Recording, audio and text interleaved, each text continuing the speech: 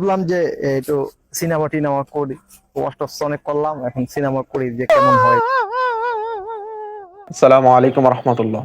যে ভিডিওটি দেখেছেন এর নাম হচ্ছে ওমর ফারুক আজমি।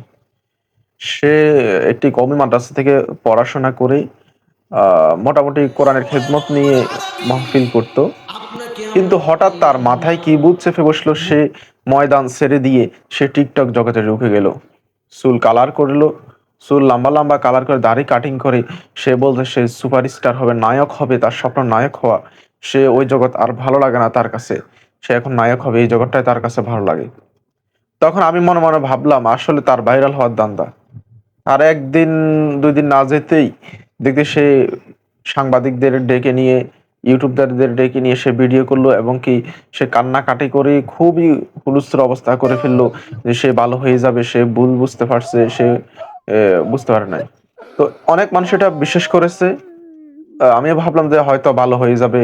অনেক সময় শয়তানের ফাঁদে পড়ে মানুষ অনেক অন্যায়, অনেক ভুল কাজ করেই ফেলে, স্বাভাবিক ব্যাপার। কিন্তু তার আগে থেকে পরিকল্পনা ছিল যে সে তার একটা অডিও ভাইরাল হয়েছে শিফন নামের একটা ছেলের সাথে। সেও আগে টিকটকার ছিল, টিকটকার থেকে হাফেজ এরকম। তো ওই ভয়েসের মধ্যে, অর্থাৎ অডিও রেকর্ডের মধ্যে জানা যায় সে ভাইরাল হওয়ার জন্য এই কাজটা করছে। মানুষ যখন তাকে চিনবে, পরিচয় জেনে যাবে, অর্থাৎ তাকে ভালোভাবে পুরো দেশব্যাপী চিনবে, তখন সে আবার ওয়াজের ময়দানে চলে আসবে, যাতে সে বেশি বেশি দাওয়াত পায়, মানুষ তাকে ইনভাইট করে, সে ভালো ভালো পর্যায়ে, অর্থাৎ প্রধান বক্তা হিসাবে, এবং মানুষের নিকট একটু প্রায়োরিটি বেশি পায়। সেই জন্য তার এই কর্মকাণ্ড। এই জন্য এর কারণও আছে। আমরা বাঙালি জাতি, আমি ওই অল্প বয়সে ছোট্ট মানুষ, আমি যেটা দেখেছি যে ভাইরাল যে ঘটনা, অর্থাৎ ভাইরালের পিছনে আমরা দৌড়াই। অর্থাৎ একজন লোক ভাইরাল হয়েছে, সে তাকে আমরা আবার সে মাহফিল করতেছে, তাকে আমরা মাহফিলে দাওয়াত দিব। অথচ তার থেকে শিক্ষা কি? বিজ্ঞ বিজ্ঞ আলেম আমাদের দেশে, মুহাদ্দিস, মুফাসসির, মুহাক্কিক, মুফতি অনেক আছে, অনেক বিজ্ঞ বিজ্ঞ আলেম ওলামা উস্তাদগণ আছেন। আমরা তাদের থেকে সোহবত নিতে চাই না, তাদের থেকে আমরা শিক্ষা নিতে চাই না, তাদেরকে মাহফিলে ঠিকভাবে দাওয়াত দিন। আমরা কি করি? যার কণ্ঠ ভালো, যে অর্থাৎ মার্কেটে যাকে বলা হয় মার্কেট চলে আর কি, এরকম ভাবে ভাইরাল বক্তা, তাদের সে ওয়াজ করুক নাই করুক, আহ তাকে আমরা দাওয়াত করি।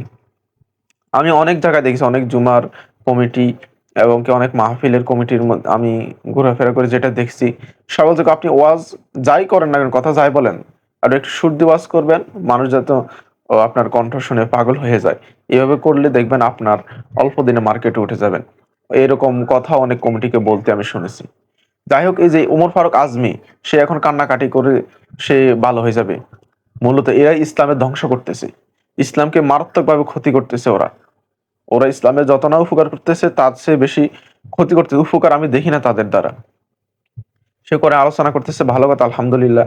কিন্তু সে ভাইরাল হওয়ার জন্য এত নিচে নেমে, এত খারাপভাবে উপস্থাপন করে মানুষ সামনে আলেম ওলামাদেরকে ছোট করেছে। আসলে এই জন্য যাতে তাকে কখনো ক্ষমা করবে কিনা আমি জানি না। আল্লাহ রাব্বুল আলামিন তাকে সঠিক পথে দিশা দান করুক, আমি মনে করি হেদায়েত দান করুক। তবে সে আলেম ওলামার সম্মান যেন নষ্ট না করে। আলেম ওলামা যারা ময়দানে কথা বলেন, তাদের সম্মান যেন থাকে, সেই দিক চিন্তা করে সে যেন সঠিকভাবে চলাফেরা করে। আর সে যেন এই ধরনের কাজ থেকে ভালোভাবে তওবা করে আলেম ওলামার কাছে জাতির সামনে ক্ষমা চায়। আর আমরা প্রত্যেকের জন্য একটা আমি পরামর্শ দিব ছোট্ট মানুষের পক্ষ থেকে, সেটা হচ্ছে যে এসব ভাইরাল বক্তার পিছনে, ভাইরাল মানুষের পিছনে না দৌড়িয়ে বিজ্ঞ লোকের পিছনে দৌড়ান। বিজ্ঞ লোকের পিছনে সময় দেন। দুনিয়াতেও সাফল্য পাবেন, আখিরাতেও সাফল্য পাবেন। দুনিয়া এবং আখিরাত দুই জায়গায় আপনি লাভবান হবেন। আসসালামু আলাইকুম রহমতুল্লাহ।